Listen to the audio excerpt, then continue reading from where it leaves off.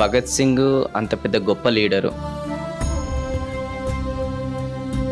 So ఫైనల్గా ఆయన ఉరిశిక్ష వేసి చంపారు. గాంధీజీ గారు తలుచుకుంటే భగత్ సింగ్ గారిని కాపాడేవారు, కానీ ఆయన కూడా కాపాడలేకపోయారు. ఎందుకు? భగత్ సింగ్ ని వదిలే ప్రసక్తి లేదు అని బ్రిటిష్ గవర్నమెంట్ మీద బ్యాక్ డోర్ నుంచి ప్రెషర్.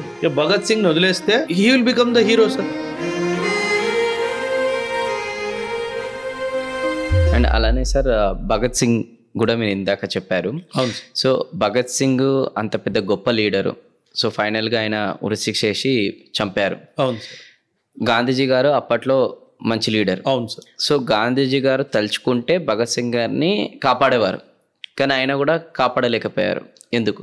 అంటే సార్ ఇక్కడ ఐడియాలజీ ఉంది సార్. మనము అర్థం చేసుకోవాల్సింది ఏంటంటే భగత్ సింగ్ గారు సోషలిజంని ప్రమోట్ చేశారు.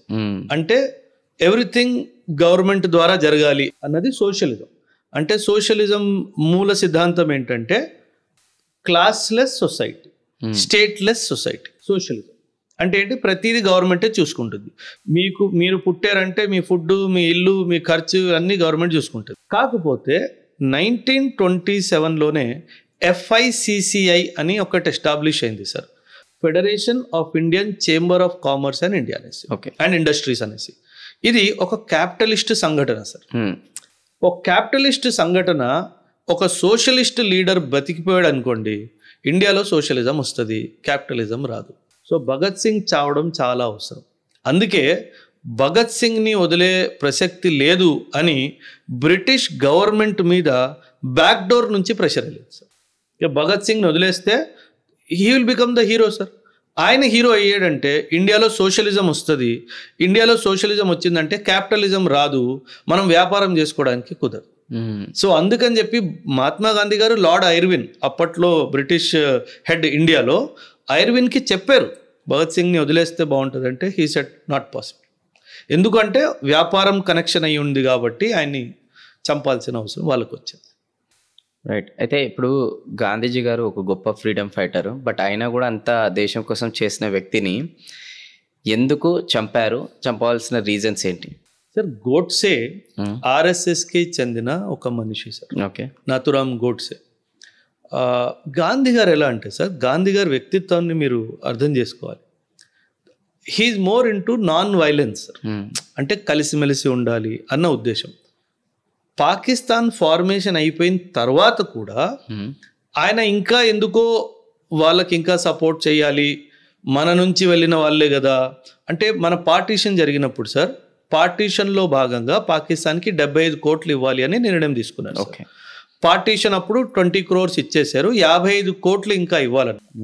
ఈ 55 కోట్లు ఇవ్వండి అని చెప్పి గాంధీ గారు 2-3 సార్లు చెప్పడం జరిగింది సార్. సో వాళ్ళకి పాకిస్తాన్ వాళ్ళకి ఇవ్వండి అని చెప్పేసి. సో ఎక్కడో ఇది ఒక RSS ఐడియాలజీ వాళ్ళకి. 55 కోట్లు అంటే ఇప్పట్లో లక్షల్లో కోట్లు. ఆ డబ్బు ఇంకా అది కూడా క్యాష్ ఉంటుంది, క్యాష్ బ్యాంక్ లేదు కదా, అంత అకౌంటింగ్ లేదు కాబట్టి. సో అక్కడ ఒక పాయింట్ ఆఫ్ డిఫరెన్స్ వచ్చింది సార్. రెండవది, ప్రేక్షకులకు తెలుసో తెలీదో ఓటోమన్ సామ్రాజ్యం అని ఉండేది సార్. ఇప్పుడున్న టర్కీ ప్లేస్లో ఓటోమన్ సామ్రాజ్యం అని ఉండేది, అంటే ఇస్లామిక్ సామ్రాజ్యం అనమాట. World War I తర్వాత ఈ ఓటోమన్ సామ్రాజ్యాన్ని బ్రిటిష్ వాళ్ళు కూల్చేశారు కంప్లీట్గా. సో అక్కడ ప్రజలు మాకు ఈ ఓటోమన్ సామ్రాజ్యమే కావాలి అని చెప్పేసి ఒక మూమెంట్ స్టార్ట్ చేశారు సార్. వాళ్ళని సపోర్ట్ చేస్తూ ఇండియాలో ఖిలాఫత్ మూమెంట్ స్టార్ట్ అయింది సార్. గాంధీ గారు దానికి సపోర్ట్ ఇచ్చారు. సో RSS వాళ్ళకి ఈ విషయము నచ్చలేదు. నువ్వు ఒక హిందూ అయ్యుండి ఒక ముస్లిం కాజ్కి ఎట్లా సపోర్ట్ చేస్తావు అన్న ఉద్దేశంతో గాంధీ గారి మీద అటాక్ జరిగింది. సో ఈ 2 కారణాలు, ముఖ్యంగా ఈ 2-3 కారణాల వల్ల గాంధీ గారిని అక్రమంగా చంపేయడం జరిగింది. అండ్ అలానే సార్ ఫ్రీడమ్ ఫైటర్స్ ఇందాక నేను అన్నప్పుడు సుభాష్ చంద్రబోస్ గారు అండ్ భగత్ సింగ్ గారు వీళ్ళందరూ కూడా మీరు చెప్పారు. బట్ నేనేమనుకుంటున్నానంటే చాలామంది ఇంకా ఇండైరెక్ట్లీ ఆర్ డైరెక్ట్లీ కాంట్రిబ్యూట్ చేశారు ఇది మనకు ఫ్రీడమ్ రావడానికి. ఓకే, అందులో ఇప్పుడు ఈ పేర్లే చాలా మందికి తెలుసు, కానీ దెర్ ఆర్ ఫ్యూ పీపుల్ ఎవరైతే వాళ్ళకి రికగ్నైజేషన్ రాలేదు, బట్ అయినా కూడా వాళ్ళు గ్రేట్. ఇప్పుడు కూడా వాళ్ళ గురించి తెలియకపోతే ఈ జనరేషన్కి ఇంకెప్పటికీ తెలియదు.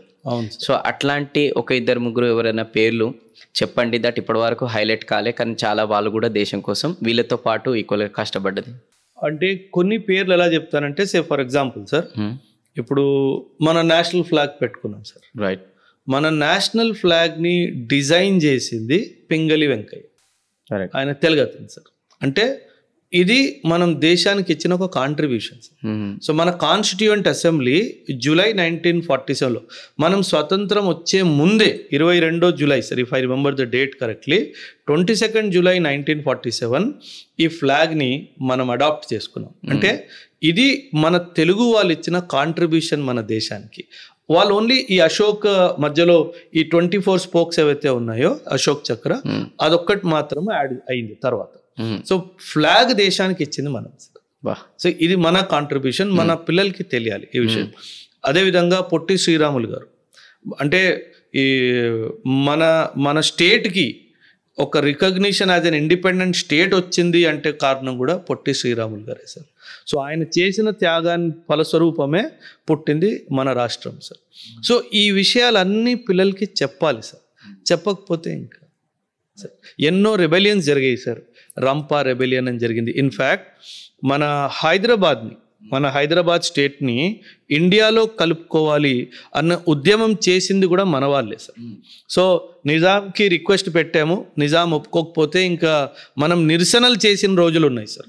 హైదరాబాద్ని ఇండియాలో, ఎందుకంటే నిజాము నేను పాకిస్తాన్కి వెళ్తాను అని మాటలు స్టార్ట్ అయ్యాయి అన్నమాట సార్. సో దానికి విరుద్ధంగా లేదు మేము ఇండియాకే వెళ్ళాలి అన్న ఉద్దేశంతో చాలా నిరసనలు చేశాం. సో ఇలా ఎంతో మంది ఉన్నారు సార్.